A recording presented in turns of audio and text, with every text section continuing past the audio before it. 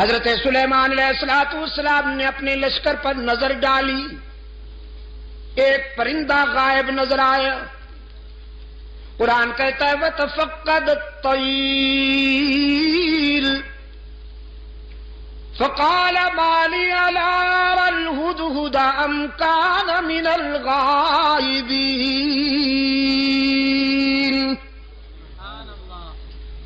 حضرت سلیمان علیہ السلام نے ایک پرندے کو غائب پایا، فرمانے لگے کیا بات ہے، مجھے ہدہد نظر نہیں آ رہا،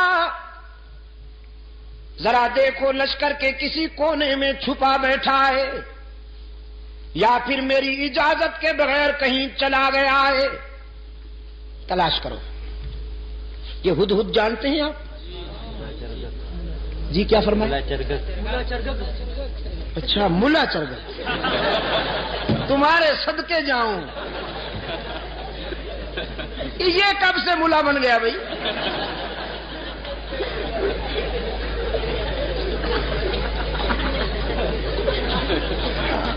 اور آپ کو یہ اتھارٹی کس نے دی ہے کہ جس پرندے کے بھی ذرا بال ادھر ادھر ہو جائیں آپ اس پہ ملا کا ٹائٹل فٹ کر دیں؟ یار چلو پھر بھی گوارا ہے، اچھا پرندہ ہے، بڑا خوش نصیب پرندہ ہے، قرآن میں جس کا تذکرہ فخریہ انداز میں آیا ہے۔ ہاں اس پر حسد کیا تھا کوے نے۔ حضرت سلیمان علیہ السلام نے جب اس ہدہد سے پوچھا کہ تمہارے اندر کون سی خوبی ہے، اللہ نے تمہیں کون سی خوبی عطا کی ہے، تو یہ کہنے لگا اللہ کے نبی مجھے اللہ نے یہ خوبی عطا فرمائی ہے کہ میں خشک زمین کو دیکھ کر اندازہ کر لیتا ہوں کہ پانی کتنا دور ہے، نظر میں رسائی دے دی ہے اللہ نے، خشک زمین کو دیکھ کر میں یہ اندازہ کر لیتا ہوں کہ کتنی گہرائی پہ پانی مل سکتا۔ حضرت سلیمان علیہ السلام نے فرمایا بھی تم تو بڑے کام کے ہو، ہمیں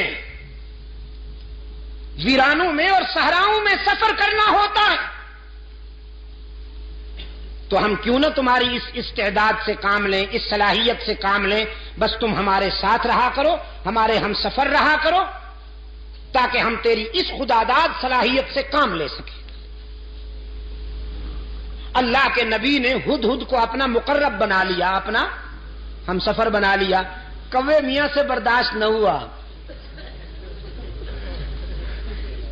یہ کوا جانتے ہیں نا آپ، کالے لباس والا مسٹر بلیکی،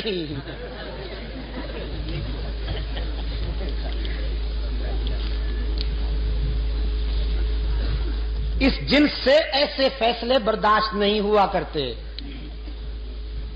اللہ کے رسول صلی اللہ علیہ وسلم نے صدیق اکبر کو اپنے پہلو میں سلا لیا، کبو کو برداشت ہوا نہیں ہوا، بڑی سخت تکلیف ہے بیچاروں کو۔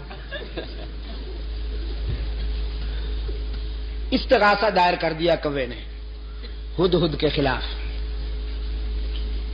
اسکینڈل بنا لیا بدبخت نے، کہنے لگا واہ جی واہ، یہ کہتا ہے کہ میں خشک زمین دیکھ کر اندازہ کر لیتا ہوں کہ پانی کتنا دور ہوگا، بالکل غلط ہے۔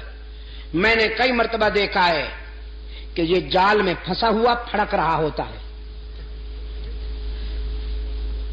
اگر اس کی نظر میں اتنی رسائی ہے کہ یہ خشک زمین دیکھ کر پانی کی گہرائی معلوم کر لیتا ہے تو جال کو کیوں نہیں دیکھ لیتا، اس میں پھنس کیوں جاتا ہے؟ عیار تو بڑے ہوتے ہیں نا، یہ لفاظ اور لسان تو بڑے ہوتے ہیں۔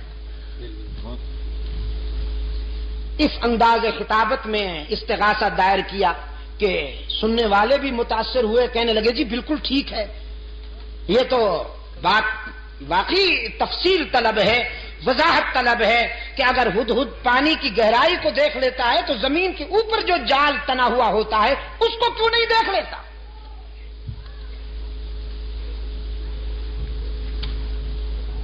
حضرت سلیمان علیہ الصلوۃ والسلام کی عدالت میں طلبی ہو گئی ہدہد کی. کوا بھی برادری سمیت آ پہنچا.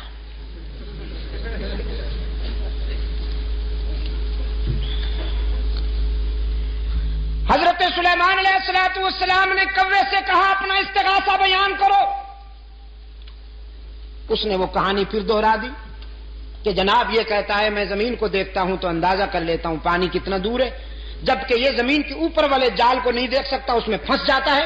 تو اس کا یہ دعویٰ غلط ہے، خلافت اس کو نہیں ہمیں ملنی چاہیے.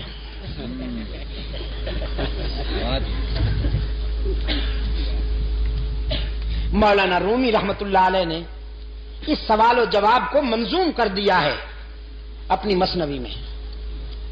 مجھے افسوس ہے کہ وہ پوری تو مجھے نہیں آتی، ایک دو شعر حافظے میں رہ گئے ہیں، وہ عرض کر دیتا ہوں. ہدہد نے جب کوے کا استغاثہ سنا تو مسکرا دیا. فرمایا زاغقو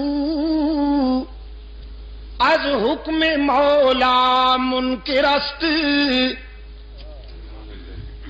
زاغقو کیوں زاغقو از حکم مولا منکر است، 100,000 عقل دارد کافر است.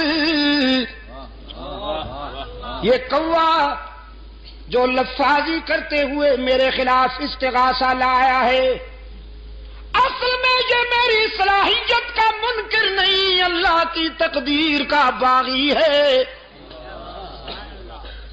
وہ جو جال تنا ہوا ہوتا ہے جس میں میں پھنس جاتا ہوں، وہ میری نظر کی کمزوری نہیں ہوتی، تقدیر کی بالادستی ہوتی ہے.